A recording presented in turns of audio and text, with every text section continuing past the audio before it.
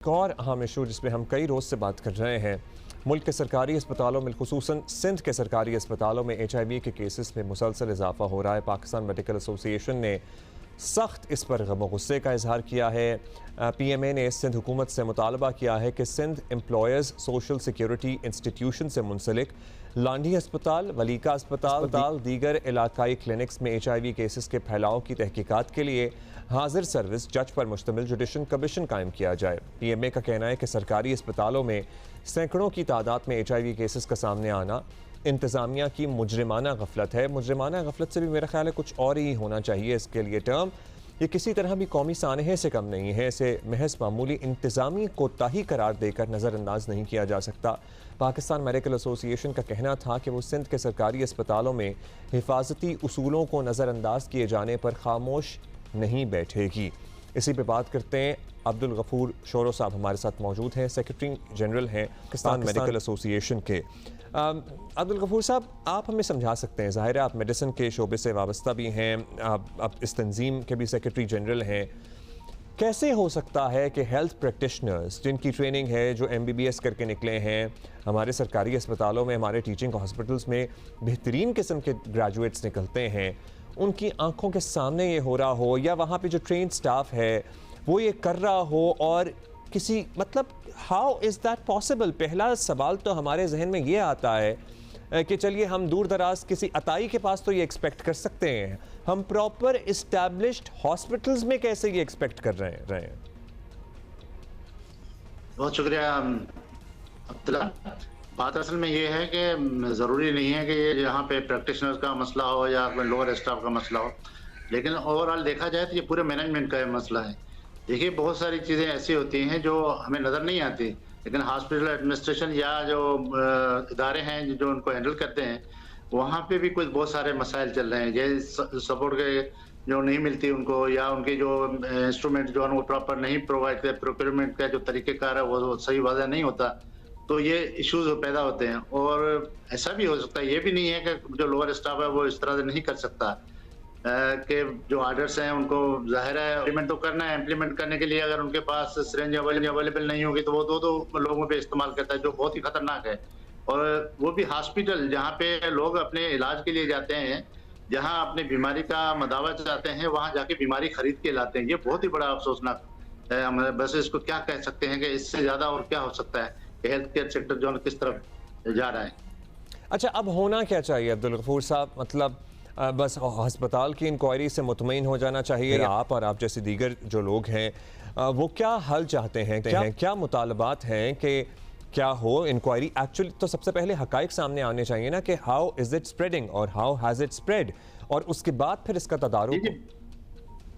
बिल्कुल आप सही कह रहे हैं। देखिए, ये जो इंक्वायरीज हैं वो तो होती रहती हैं कि आपके 2-4 लोगों को, अपने ही लोगों को आपने डिबेट कर दिया कि भाई जाके इंक्वायरी करके आ जाएं, ये हो जाए, इससे मसला हल नहीं होता। देखिए, ये बहुत बड़ा मसला है। आप ये HIV को कोई छोटी मोटी चीज मत समझें।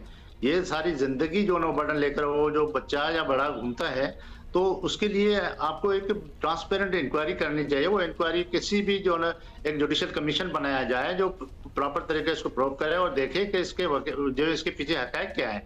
और उसके बगैर तो ये होता ही नहीं कि आपने आज 1-2-4 लोगों की कमेटी बना दी और वो अपने चाहिए लोगों को बिठा दिया और उसके बाद डिसाइड हो गया कि नहीं यार ये नहीं था वो था। तो देखिए, जैसे फैक्ट्स जब नहीं आएंगे तब तक आप उस पर कुछ भी नहीं कर सकते। आप कोई उस पर अमल दरामद भी चीज़ों पे नहीं हो सकता। तो हम लोगों का यही है मौक़िफ़ है कि एक ट्रांसपेरेंट इंक्वायरी होनी चाहिए जिसमें सब के सब लोग जो है ना अक्रॉस द बोर्ड उनको इन्वेस्टिगेट किया जाए, और पूरे इदारे के जो है ना वो इन्वेस्टिगेशन के बाद ही ये डिक्लेयर किया जाए कि असल में जो है हक़ाइक़ क्या थे और कौन जिम्मेवार है, और उसको सज़ा भी होनी चाहिए। और आगे के लिए फ्यूचर में इसकी प्रिकॉशनरी मेजर्स क्या होने चाहिए? क्या अक्रॉस द बोर्ड, मतलब ये बेसिक मेडिकल प्रोटेक्शन जो प्रैक्टिस करते हैं लोग, उन सबको पता है कि क्या प्रोटोकॉल्स हैं, क्या SOPs हैं, लेकिन उन प्रोटोकॉल्स और SOPs पे यकीनी तौर पर अमल दरामद हो रहा हो, इसके लिए क्या हो सकता है? हमने देखा है अस्पतालों में कैमरे भी लगे होते हैं, सब कुछ होता है, लेकिन उसके बावजूद ये हो रहा है।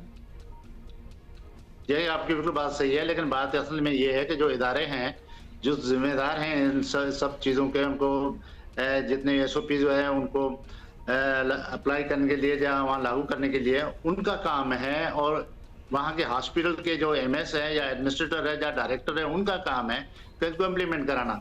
तो अगर वो खुद ही नहीं करेंगे, वही उसकी कोई किसी न किसी तरह से इन्वॉल्व होंगे, तो फिर मसले बड़े खराब होते हैं।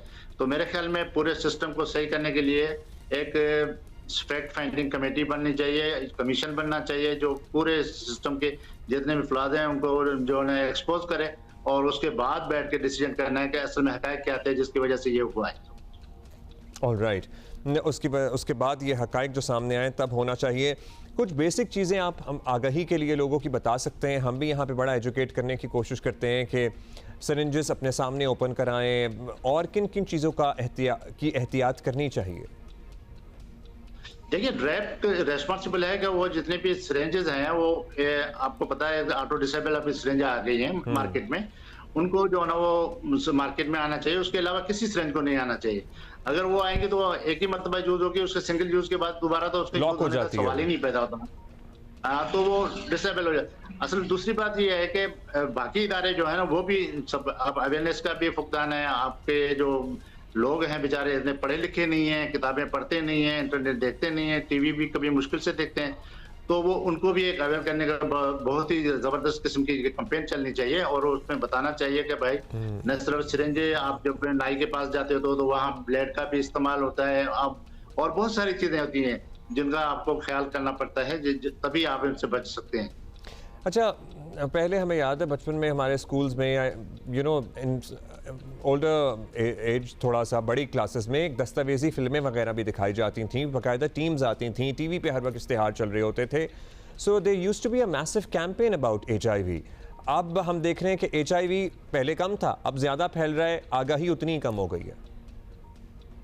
बिल्कुल आप सही कह रहे हैं। देखिए, ये प्राइमरी स्कूल से लेकर जो है ना वो सेकेंडरी टर्शियरी, बल्कि मैं कहता हूँ सारी जिंदगी ये जो है ना दर्स देना चाहिए कि किस तरह से इस बीमारी से बचा जा सकता है। देखिए, प्रिवेंटेबल है, ये ऐसा भी नहीं है कि ये इससे बचा नहीं जा सकता। बहुत सारी बीमारियां हैं ऐसी जिससे बचा जा सकता है। पाकिस्तान सबसे ज्यादा बर्डन जो उठा रहा है वो इन्फेक्शन डिजीज का उठा रहा है इस वक्त दुनिया में।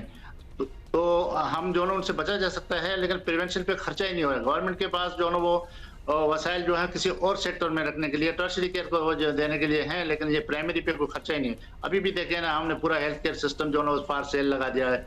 हर जो है जो भी आया वो उसको उठा के दे रहे हैं, कभी उस इदारे को दे रहे हैं, कभी उस तो गवर्नमेंट का जो प्रायोरिटी है वो है ही नहीं इस पे। तो ये सबसे बड़ा मसला ये है कि पहले जो पॉलिटिकल विल होगी, उसके बाद ये प्रायोरिटी होगी इसकी कि प्रिवेंशन पे सबसे ज्यादा फोकस किया जाएगा, तभी आप इन बीमारियों से बच सकते हैं।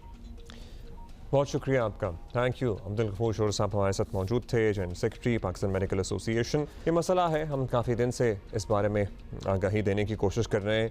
जो आगाही मुहिम है वो तो चलें जब होगी होती रहेगी, लेकिन हम ज़रूर आपको दोबारा ये बताते रहते हैं कि please be cautious, be careful. अताइयों के पास जाने से परहेज़ करें। जब दांतों का इलाज करा रहे हों तो मेक श्योर करें कि वहाँ पर तमाम हिफाजती इक़दाम और SOPs को फॉलो किया जा रहा हो। जब आप अपने बच्चों को पर्टिकुलरली लेके जा रहे होते हैं, आप इंसिस्ट करें, आप ज़िद करें कि वो जो सिरिंज जिसमें वाइल डाला जा रहा है, दवाई डाली जा रही है, वो इंजेक्शन वो आपके सामने भरा जाए, आपके सामने लिफाफे से निकाला जाए। और हमारे यहाँ ज़्यादातर देही इलाकों में इंजेक्शन हर मरज़ का इलाज समझा जाता है। इंजेक्शंस की बहुतात, बेतहाशा इंजेक्शंस लगवाना भी इसका सबब बन रहा है। सो प्लीज़ हर छोटी बात पे इंजेक्शन लगवाने के लिए ना पहुंच जाया करें।